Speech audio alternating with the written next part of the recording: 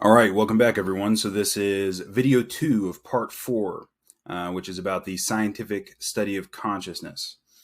Let's get back into it. So if you're watching or listening to this and you haven't listened to 3.1, so the first video in this part, you should definitely do that because this is a continuation of that, and it's probably not going to make any sense without that video. So in that video, I reviewed evidence that research from global workspace theory, integrated information theory, the cognitive science of psilocybin, the cognitive science of insight, points to this idea that consciousness emerges at criticality, which is that narrow window between order and chaos in a complex system. Consciousness is also associated with the complexification of brain states, which should be expected given this relationship between criticality and complexity because, as we discussed in part 2, complexity emerges at criticality in nature. And at that border, what you're doing is relevance realization, as we've talked about. So regardless of whether integrated information theory proves to be ultimately correct, and of course, like all scientific theories, it will very likely be transcended by another theory at some point in time. But regardless of that, the empirical research around it suggests that there is a tight coupling between complex brain states, which can be quantified as phi, and consciousness. And because John Vervaeke's theory of relevance realization is a theory of how brain states complexify over time, how you become more cognitively complex over time, this means that relevance realization is also a theory of how consciousness develops over time, and John agrees with that. So let me lay out some propositions here, which we're going to explore in this video. So in the first place, as I've said, consciousness is associated with the complexity of brain states. Relevance realization is a process of cognitive complexification, and therefore relevance realization is a theory about the development of consciousness over time. Now, as we discussed in part 3, relevance realization follows the general pattern that's associated with the process underlying the creation and complexification of everything, right? This general process of complexification, which involves competing interactions, leading to a frustrated state or tension, leading to self-organized criticality, this descent into chaos, leading to a higher level of complexity. As we discussed in both parts 2 and parts 3, Jordan Peterson's meta-mythology and John Vervaeke's process of relevance realization are essentially describing the same pattern. They occur at the border between order and chaos. They involve these descents into chaos and reemergences, and they are the process by which we determine the motivational relevance of novel stimuli. And so when Jordan Peterson describes the meta-mythology as essentially characteristic of the development of consciousness over time, that is literally true. And this is not just metaphor, it's literally true that the meta-mythology is describing the development of consciousness over time. And that means that the hero myth is portraying the development of consciousness over time. It's a narrative presentation of that process of development or that process of complexification. Erich Neumann, who was a protege of Carl Jung, wrote this very strange book in 1954 called On the Origins and History of Consciousness, where he basically made this case that the fundamental hero myth is a representation of the existence and action of consciousness across time. Now, he was describing it both in terms of individual development, but also a historical development. And we're not going to talk about the historical development here. We're just going to talk about individual development. But the argument I've made here is in alignment with Erich Neumann's claim.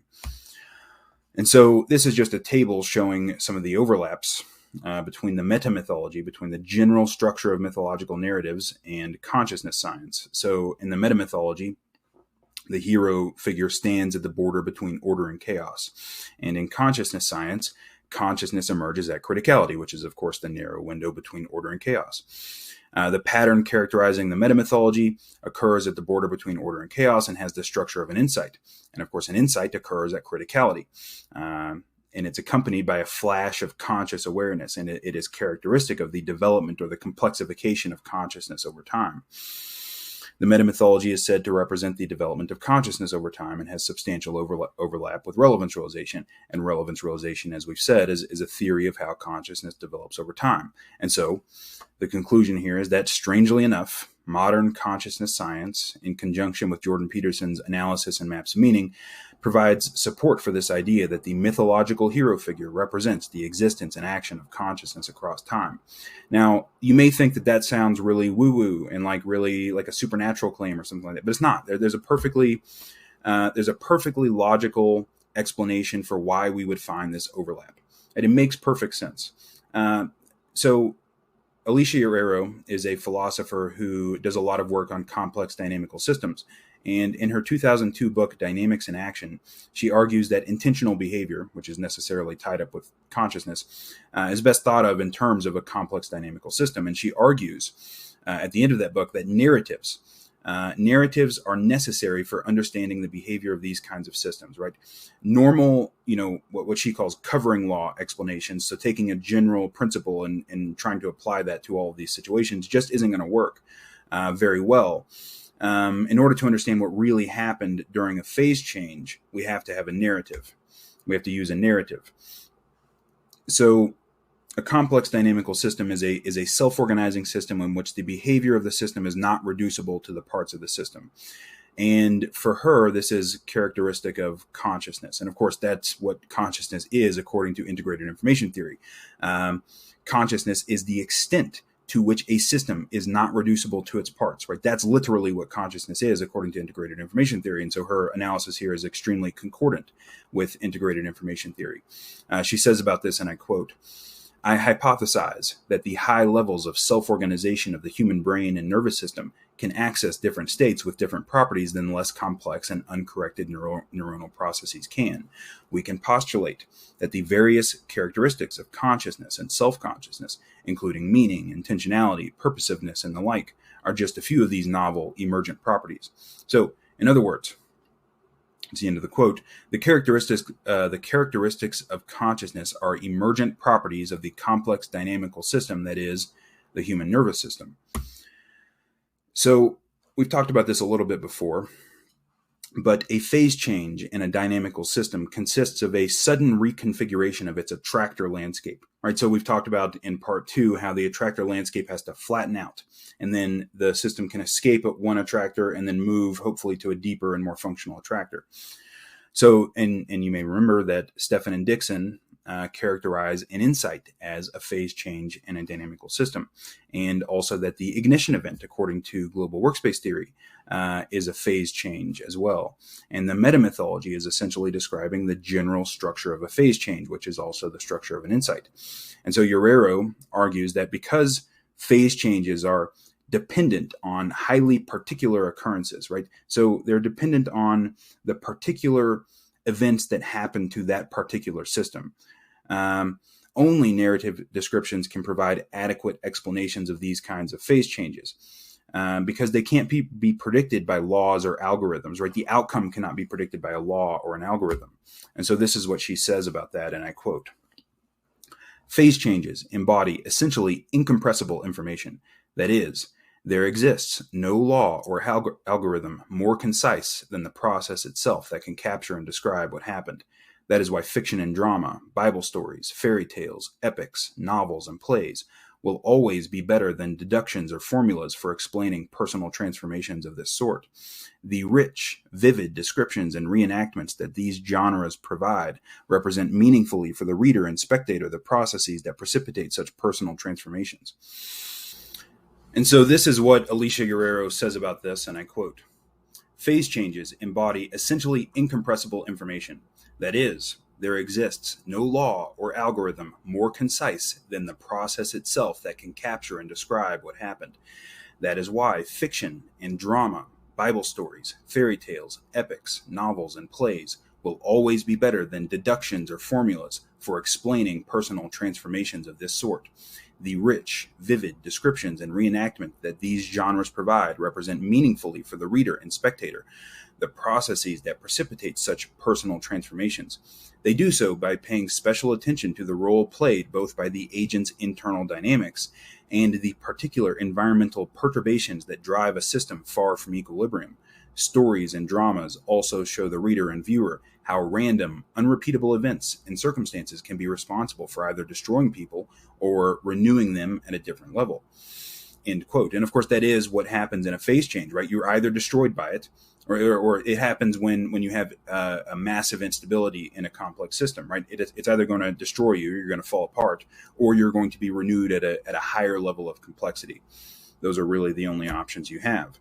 She goes on to say, and I quote, "I suspect that the current revival of interest in myth, the tales of Genesis, and storytelling in general is not unrelated to the perceived inadequacies of the received logic of explanation that modern philosophy and science have offered the public at large.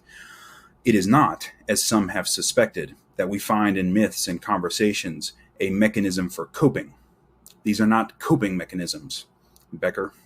I have claimed that by relying on concrete, contextual, and temporally grounded narratives and reenactments, myths and tales explain because they recreate the open, nonlinear dynamics of the real processes that they purport to explain.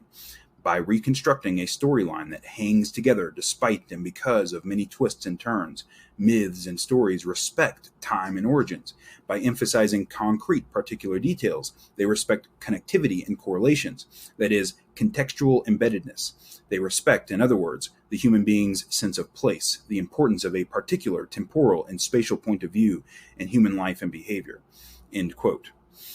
So the point here is that what science does, generally speaking, is it provides a decontextualized explanation of everything, right? So it doesn't take into account, generally speaking, the historical context in which something occurs. It has a general law, right? So we have a general law, and then we can use that general law to explain all kinds of different events, no matter at what point in time they occur. Right? And then, of course, this is the sign that a scientific theory works is that you can repeat the experiments no matter what the context is, and you'll get the same result. And of course, that works really well in physics, and it works really well in chemistry. It doesn't work so well in psychology, right? And we found that out with the replication crisis. And I'm not saying there are no replicable psychological findings. It's just that human beings are complex dynamical systems, and the context in which we are in really matters, right? And this is the whole thing about we study weird people, right? Western educated, industrial, rich, democratic people in psychology, and we found that a lot of the findings that are true of weird people aren't true of everyone else necessarily. But this makes perfect sense, given that most people have a very different historical context in which they are in than Western people do. So Juarrero's analysis is pretty similar to Eric Hole's that we discussed in part 2. There are some differences, right? So she talks about the importance of concrete details, and of course, with myth, what we're really looking at is the ignoring of details. But I think that's kind of a superficial difference, right? Because what really matters is that these things place a person in a context, in a particular context, a particular time and place, and it's because of that they can explain the dynamics of phase changes. So the properties of consciousness, we've argued here, result from the behavior of the nervous system, which is a complex dynamical system. And of course, it's not just the nervous system, right? It's us entirely. But, the nervous system plays an important role. So if it's the case, right? So if it's the case that narratives are the best way to explain the behavior of these kinds of systems, at least in the context of a phase change, then if there is a general structure to narrative, that structure should also describe the development of the complex system. Well, Jordan's metamythology is a description of the general structure of mythological narratives. And we also have other kinds of narratives, right? We have tragedies, and a tragedy is basically like, okay, well, here's the anomaly, and then you fall apart, right? So we have stories about those too, but those aren't the kinds of stories that have underlied the civilizations of the past, with maybe the exception of Greece at one particular point in time.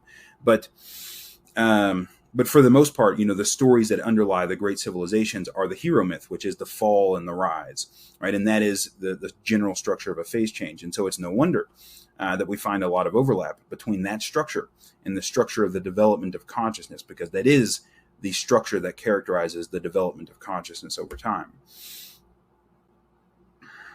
And so just to come back to this real quick, the overlap between the fundamental hero myth and the development of consciousness, right? It's not mysterious, right? Not really. I mean, it's just a reflection of the fact that phase changes have a general structure, and that if it is the case that the hero myth is describing the general structure of a phase change, and if consciousness develops through a series of phase changes over time, which are these insights, these systematic insights that you have, well, then that structure is going to be that structure is going to be the same across all of those levels of analysis. And so it's no wonder, right? It's no wonder that we find the same structure in consciousness research that we find in the fundamental hero myth.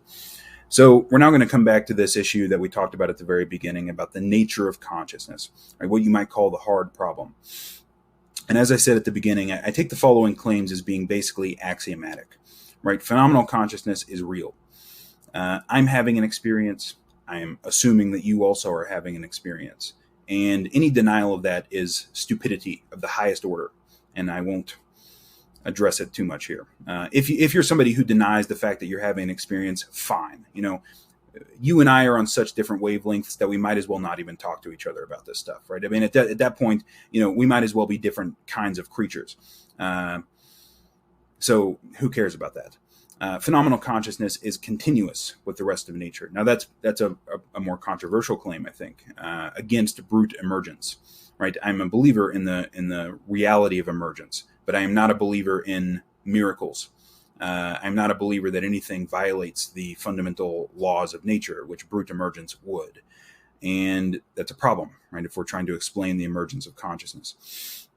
Integrated information theory is, to the best of my knowledge anyways, the only mainstream theory of the nature of consciousness that satisfies those axioms. So, integrated information theory, I believe, in that conception of consciousness, right? Whether integrated information theory proves to be ultimately correct, which it will be transcended at some point in time, as all theories are. But it represents, I think, the final step in returning us to the continuous cosmos. So what is the continuous cosmos? So in the third video of John Vervaeke's Awakening from the Meaning Crisis series on YouTube, he discusses this important shift in worldview that occurred during the Axial Age. The Axial Age is this period from about 900 BC to about 300 BC, where there were a series of religious revolutions in the ancient world. So we saw the rise of Buddhism and Jainism in India, Taoism and Confucianism in China. It was the time period of the Old Testament prophets in Israel, and Plato and Socrates were around in Greece at that time. And so we see all these different, these eruptions of new worldviews in the ancient world. And we see in many of these places that there was what Vervaeke calls a great disembedding, right? Where we moved from what was basically a continuous cosmos, where everything was continuous, everything else with everything else. There was no hard division between divinity and the profane, let's say, or between anything really. And in pre-axial societies like ancient Greece, right, human beings thought of themselves as being continuous with the rest of nature and with divinity. Differences between things were differences of a degree rather than differences of a kind. The Axial Age disrupted this continuous worldview, and Vervaeke refers to this as the Great Disembedding. We went from a continuous cosmos to one in which there are two worlds. The everyday world of sensory experience and then a transcendent world of divinity. And this happened in Greece, largely via Plato, although I think John might disagree about that to some degree, but whatever. Plato posited that there was like a realm of the forms, which were like, well, we won't get into that too much, but there was a transcendent realm that was separate from the sensory realm and actually was a higher was of more value in some important sense than the mere sensory realm. And in Israel, of course, we see the transition from God at the beginning of the Old Testament. What you see is that God is kind of embodied.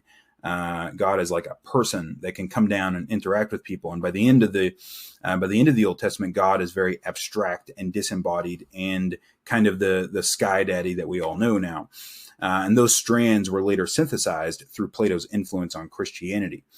And so we see in both Israel and Greece different versions of this great disembedding, which of course are the main strands that eventually culminated in the Western tradition. So scientific findings, since the advent of the scientific revolution, have disrupted the foundations of the two worlds mythology. These include the discovery that the Earth is not at the center of the cosmos, which was the case within the Aristotelian worldview. The discovery of gravity, which made the forces. So gravity, most people assumed that the forces that controlled things on Earth were very different from the forces that controlled things in the heavens. But gravity kind of disrupted that because it said, well, the forces acting in the heavens are continuous with those on Earth, right? It's the same force going on. Probably the most important discovery was the process of Darwinian evolution. Darwinian evolution disrupted the two worlds mythology in at least two major ways. In the first place, it made it harder to believe in some kind of transcendent creator God, because the forms of organisms could now be explained. And, unless you were somebody who just buried your head in the sand, which lots of people do that, or just are totally ignorant of it, right? Like, there's still obviously plenty of people who don't believe in evolution, but it's like, if you have any understanding of biology, there's no such thing as believing in evolution once you have it's like believing that the sky is blue. It's just so obvious that anybody with half a brain, believes in evolution if they have any basic understanding of biology. Nothing in biology makes sense outside of Darwinian evolution, right? It just doesn't, nothing makes sense at all. In the second place, Darwinian evolution made human beings continuous with the rest of nature, right? So human beings are not some separate thing that's separate from everything else. We have some special essence or something like that. Like, no. There's no metaphysical difference between human beings and other animals. We are products of the same process as every other animal, and we are continuous with the rest of nature. And so in a variety of ways, the scientific worldview has returned us to the continuous cosmos from this two worlds mythology. Nevertheless, there is one aspect of this two worlds mythology that is hanging on for dear life in the scientific world, and that is the implicit dualism between mind and matter that still, as far as I'm concerned, plagues research on consciousness and the philosophical discussion of consciousness. This dualist intuition is dominant in mainstream philosophy and mainstream science of consciousness. William James was, of course, a famous psychologist. He wrote this book, The Principles of Psychology, in the early 20th century, I guess. Yeah, late 19th century. And he was definitely not subject to this dualist intuition. And he explains in The Principles of Psychology the necessity of continuity for any real theory of consciousness. Sadly, his view has been relegated to the sidelines, but he was right about this as far as I'm concerned. So I'm going to read what he said, and I quote, "So strong a postulate is continuity. The demand for continuity has, over large tracts of science, proved itself to possess true prophetic power. We ought, therefore, ourselves sincerely try every possible mode of conceiving the dawn of consciousness, so that it may not appear equivalent to the irruption into the universe of a new nature, non-existent until then. Consciousness, however small, is an illegitimate birth in any philosophy that starts without it, and yet professes to explain all facts by continuous evolution. If evolution is to work smoothly, consciousness in some shape must have been present at the very origin of things.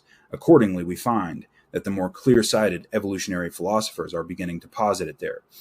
End quote. And again, that idea has been relegated to the sidelines, but not because of any good reason, right? Just because, as far as I'm concerned, it's because there are people of a particular kind of temperament who tend to occupy this discussion about the scientific study and philosophical study of consciousness. And people of a particular kind of temperament have this dualist intuition more than most other people, and especially William James and Nietzsche. So integrated information theory, as I've said, is the only mainstream theory of consciousness that makes consciousness continuous with the rest of nature once again. Now, for some people, this has radical implications. Not for me. For me, it's just not. For me, it just makes sense. But for some people, this is like really crazy. But whatever, who cares what they think? So I'm going to read what Christoph Koch said about this in The Feeling of Life Itself. He has a very nice discussion of this return to a continuous conception of consciousness that IIT implies. So he says about this, and I quote, "Integrated information theory precisely answers the question of who can have an experience. The answer is anything with a non-zero maximum of integrated information. Anything that has intrinsic causal powers is a whole. The theory does not stipulate that phi max has to exceed 42 or any other magical threshold for experience to switch on. Anything with phi max greater than 0 exists for itself, has an inner view, and has some degree of irreducibility. And that means there are a lot of holes out there. Integrated information is not about input-output processing, function, or cognition, but about intrinsic cause-effect power. Among the best studied of all organisms are E. coli, bacteria that can cause food poisoning. Their rod-shaped bodies, about the size of a synapse, house several million proteins inside their protective cell wall. No one has modeled in full such vast complexity. Given this Byzantine intricacy, the causal power of a bacterium upon itself is unlikely to be zero. Per integrated information theory, it is likely that it feels like something to be a bacterium. It won't be upset about its pear-shaped body. No one will ever study the psychology of a microorganism, but there will be a tiny glow of experience. This glow will disappear once the bacterium dissolves into its constituent organelles. Let us now travel down further in scale, transitioning from biology to the simpler worlds of chemistry and physics, and compute the intrinsic causal power of a protein molecule, an atomic nucleus, or even a single proton. Per the standard model of physics, protons and neutrons are made out of 3 quarks with fractional electrical charge. Quarks are never observed by themselves. It is therefore possible that atoms constitute an irreducible whole, a modicum of in-minded matter. How does it feel to be a single atom compared to the roughly 10 to the power of 26 atoms that make up a human brain? Given that its integrated information is presumably barely above zero, just a minute bagatelle, right? A this rather than not this. To wrap your mind around this possibility that violates Western cultural sensibilities, consider an instructive analogy. The average temperature of the universe is determined by the afterglow left over from the Big Bang, the cosmic microwave background radiation. It evenly pervades space at an effective temperature of 2.73 degrees Celsius above absolute zero. This is utterly frigid, hundreds of degrees colder than any temperature terrestrial organisms can survive. But the fact that the temperature is non-zero implies a corresponding tiny amount of heat in deep space. Likewise, a non-zero phi max implies a corresponding tiny amount of experience. He goes on to say, these ideas are straightforward extensions of integrated information theory, constructed to explain human-level consciousness, two vastly different aspects of physical reality. This is one of the hallmarks of a powerful scientific theory. Predicting phenomena by extrapolating to conditions far from the theory's original remit. There are many precedents that the passage of time depends on how fast you travel, that space-time can break down at singularities known as black holes, that people, butterflies, vegetables, and the bacteria in your gut use the same mechanism to store and copy their genetic information, and so on. He goes on a little later. The mental does not appear abruptly out of the physical. As Leibniz expressed it, nature does not make sudden leaps. The absence of discontinuities is also a bedrock element of Darwinian thought. End quote. So again, he's claiming here that an atom has some minute bagatelle, right? Some tiny little, infinitesimally small glow of experience compared to what we would have, but it's there nonetheless. Now, of course, that is going to violate many people's sensibilities, and I expect there will be a lot of scoffing at that from idiots. But there's a lot of idiots in the world, so who cares? Returning to the conception of consciousness as continuous with the rest of the world represents the final step, as far as I'm concerned, in the Darwinian revolution and our return to the continuous cosmos. Integrated information theory is not, of course, claiming that tables and rocks and spoons and chairs are conscious, right? Consciousness is only associated with wholes, right? With emergent wholes, and those are all merely aggregates. I've yet to find any coherent argument against this conception of consciousness. That's not to say that it's definitely correct, right?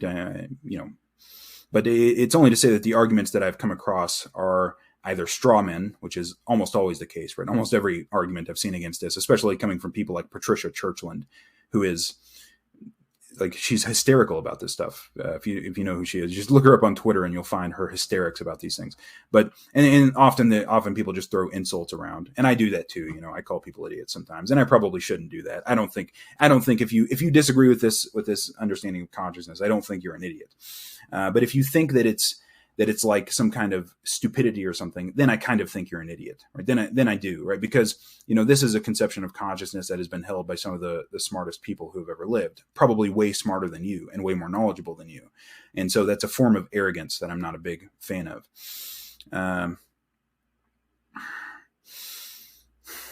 Maybe I'm being a little bit hypocritical here since I called the illusionism really stupid, but I don't care. I think illusionism is really stupid. And illusionism is, it's something that has emerged. So this conception of consciousness, as far as I'm concerned, is continuous with a long history, a long tradition of thinking about consciousness. Illusionism is something that is very unique to the modern world, and held by a few people who have really dug themselves deep in a hole of the sort of mechanistic, this very mechanistic worldview that excludes experience somehow. And I do think it's really stupid. So, sometimes people throw out insults about this, and most of the time it's just straw men or an incoherent argument. There are lots of people who try to fix integrated information theory so that it doesn't have this problem, right? For them, it's a problem. So Bobby Azarian does that in The Romance of Reality. Unconvincingly, by the way, in my opinion. Adam Safron has a paper where he does this. He tries to fix integrated information theory so that it doesn't have this so-called problem. Again, for me, it's just not a problem, right? And I don't know why it would be a problem. I've yet to hear a good reason why this is a problem. Right? It's a problem because it violates people's dualist intuition. Since I don't have that intuition, it's just not a problem for me, I guess. So again, I don't know if integrated information theory is going to last as a theory of consciousness, but as of now, it is the only mainstream theory that deals with the nature of consciousness, as far as I can tell, in any realistic or serious way. And the implication of integrated information theory is that consciousness is continuous with the rest of nature. And that's a good thing, right? Because as far as I'm concerned, that's the only philosophically defensible understanding of phenomenal consciousness. Even if integrated information theory is eventually replaced, I suspect that whatever comes next is going to incorporate integrated information theory and build off of it. Complexity, as we've discussed, is clearly empirically associated with consciousness. And as far as I'm concerned, most of the phenomenological axioms, these axioms that are just derived from a phenomenological analysis with integrated information theory, are pretty self-evident, in my opinion. So we're now going to look at this understanding of consciousness in relation to the metamythology. In a podcast with Richard Dawkins, Jordan Peterson said this very strange thing, which is related to what we've been talking about here. And so I'm going to quote him about that. He said, and I quote, "When I look at religious epistemology cross-culturally, I see a bipartite structure at the bottom of the hypothesizing. There's an idea that there's a material substrate that consists of a kind of latent potential, and that there's the action of a forming process on top of that. And it looks to me like it's something like what you would call an intuitive apprehension of the relationship between consciousness and the rise to complexity of living forms. I don't think it's completely out of the realm of question that part of the apprehension that there's a spirit that gives rise to material order is a metaphysical reflection on the idea that consciousness shapes biological being through sexual selection, but that spirit would have to have been around before evolution got started." End quote. Now, in terms of sexual selection, he's talking about what we talked about in part 3, which is the fact that men and women choose each other for their capacity for solving combinatorially explosive problems, which actually is very much related to consciousness, according to this understanding of consciousness. So, but there's this suggestion here that there is this spirit or pattern which underlies creation, which is consciousness, right? That pattern just is consciousness, and that it has been there from the very beginning. The implication of integrated information theory is that the process of complexification, the process by which greater levels of phi have continually emerged over time at the border between order and chaos, has always been associated with some modicum of consciousness right from the beginning, right from the very beginning. More accurately, I would say that the process of complexification, right, which is the process of information integration, simply is consciousness. It simply is consciousness, which gains complexity and intensity as it develops over time. So the whole development of the universe is the development of consciousness over time. So this is very much related to the philosophy of Alfred North Whitehead. And if you've ever tried to read Whitehead, his book Process and Reality, it's almost impossible to read it because he uses language in a very strange way. But I'm going to read something that Matthew Segal wrote about Whitehead's philosophy in a paper. I think this is from 2018. He said about this, and I quote, "Quarks, photons, protons, electrons, neutrons, and the like appear to be our most ancient ancestors. close to the primate organisms of our cosmic ecology. Out of their coevolution emerged elements, stars, and galaxies. The evolution of these astrophysical organisms proves that nature's capacity for emergent value and organizational complexity long predates the arrival of biological cells. These atomic and galactic organisms may be minimally or maximally conscious. The point is that at whatever scale it occurs, information processing is an experiential process, with the intensity of experience depending on the degree of integration of prehended data achieved by any given society of occasions. In a footnote, he says, in this sense, Whitehead's ontology is suggestive of Giulio Tononi's integrated information theory. I would say it's more than suggestive. I would say it's perfectly compatible with integrated information theory. And so this means that the ongoing creation and complexification of everything is equivalent from this view to the action and development of consciousness across time. So looking back to the metamythology here, we've got this figure on the right from Maps of Meaning. So the material substrate, right? Jordan in that quote earlier talked about the material substrate, which is matter, right? Matter. You know, the word matter comes from mother. It originally meant something like the underlying potential, that is the underlying unformed potential, right? That's matter. Matter is the great mother, right? The unexplored territory, matter, potential, that's the great mother. The forming process, right? The forming process of complexification, which is on top of that in some sense, or intermingled with it in some sense. That's consciousness. That's the archetypal son. It's the hero figure. It's the process of exploration, the process by which potential is realized, the process of complexification. And then the results of that process, the formed orderly world, are the consequences of the underlying process of complexification. And that's the great father. That's explored territory, the consequences of the process of exploration. And so the constituent elements of experience, as we talked about in part 2, are equally the constituent elements of the universe as a whole. And they're not, the inner and the outer are not as separate as we might think. Right? They have the same fundamental structure. The objective and the subjective collapse down to a single structure, as far as I'm concerned. In Maps of Meaning, Jordan Peterson argued that the embodiment of this process is the so-called revolutionary hero, which I think is interesting, and so I'm going to read what he said about that. The revolutionary hero is embodiment and narrative representation of the action of consciousness itself. This mythically masculine principle emerges from its identity with chaos and culture and stands as an independently divine phenomenon, equivalent in potential strength to the destructive, generative, protective, and tyrannical forces that make up human experience. The hero is the individual who has found the third solution to his existential problems, the alternative to decadence and authoritarianism. When faced with a paradox whose solution is impossible in terms of the historical canon, he takes inspired action and transcends his culturally determined limitations. Instead of denying the existence of the problem, and therefore tormenting those who cannot help but posit it, the revolutionary hero accepts the apparently impossible task of solution and reuniting the warring opposites. So, in Maps of Meaning, Jordan Peterson suggested that the mythological mind presumes that consciousness is allied with the creator of things.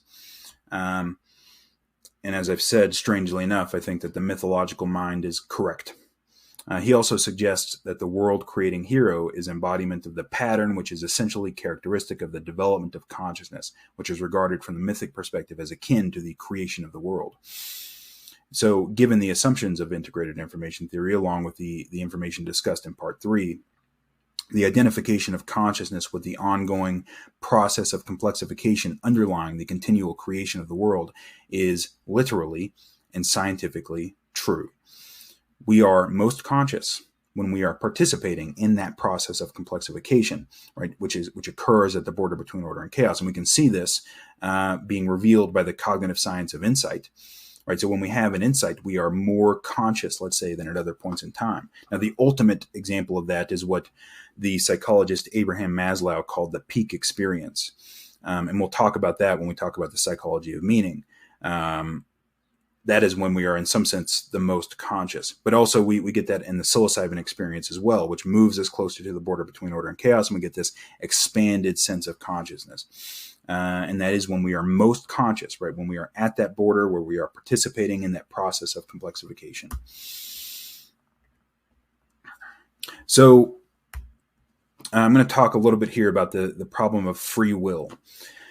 I do not believe in libertarian free will, right, which is kind of unconstrained free will where your past doesn't determine your future in any meaningful way and whatever. Like the debate about libertarian free will is really boring. And it just doesn't matter, right? Like it doesn't matter because even if the universe is completely deterministic, we don't know what's going to happen in the future. So who cares? It has no implication for it. Like I'm only interested in things that are relevant for our actual action in the world. And even if the universe is completely deterministic and therefore there's no such thing as libertarian free will, like fine, fair enough. But it doesn't matter because we don't know what the universe is going to do in the future. So who cares? We have to make choices anyways. But there is, regardless of that debate, I'm not even engaging in that debate here. There is an intelligible kind of freedom that is made clear by integrated information theory, which I think is interesting. So phi, as we've talked about, phi can be thought of as a measure of the intrinsic cause-effect power that a system has, which is the same as the extent to which the system exists as a causal force above and beyond its parts.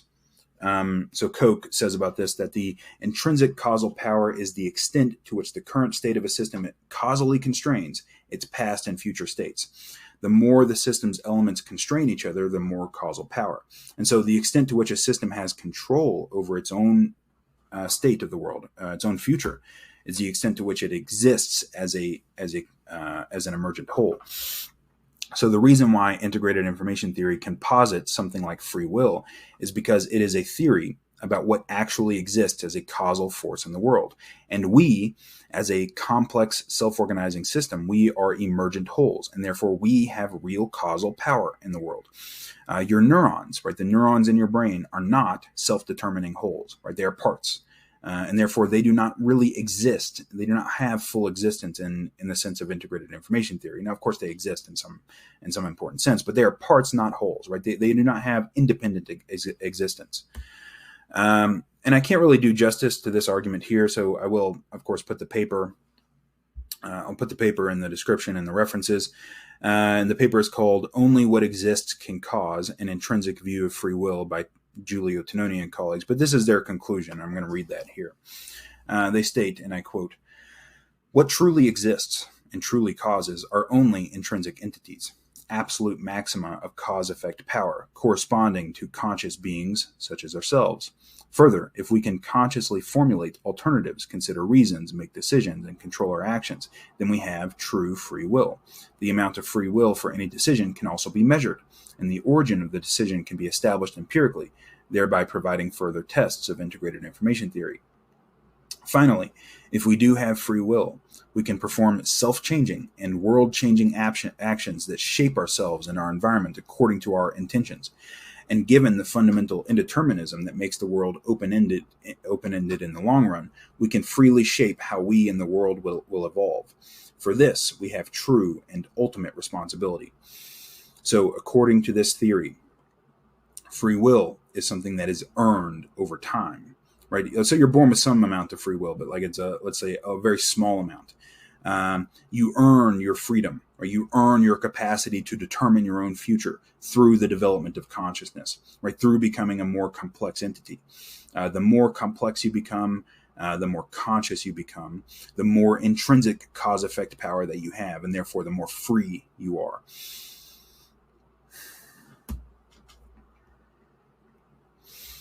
So, in conclusion, in part 3, the last part of this series, I suggested, echoing Jordan Peterson, that we are each responsible for determining the direction of the cosmos, which is a strange claim to make, but we are each manifestations of the same spirit, right? What Jordan calls a spirit. And a spirit can be thought of as an eternal pattern, right? A pattern that manifests at many different levels of analysis across time. This pattern or process, which has always underlied the ongoing creation and complexification of everything. And that process was mythologically represented as the world-creating hero. Given the assumptions of integrated information theory, this process of complexification simply is the development and action of consciousness across time. We are here to participate in that process, right? That's the optimal pattern of behavior, biologically, psychologically, that process that occurs at the border between order and chaos. It's the same as the development and complexification of consciousness across time, which is our embodiment and enactment of the process represented by the world-creating hero. And that is it for part 4. It's probably going to take me a while to put part 5 out because it's going to be probably 3 videos in all, probably about 3 hours of content, maybe even 4. I'm working on the slides right now, but part 5 is, so I said that it was going to be called The Rise of the Left Hemisphere in the first video. It's actually going to be called The God of the Left Hemisphere, because that's a more apt name for it, given what I'm doing in it. And so who knows, it might be a week or so, week and a half maybe before I have that done, but it will be done pretty quick. And hope to see you all there. Goodbye.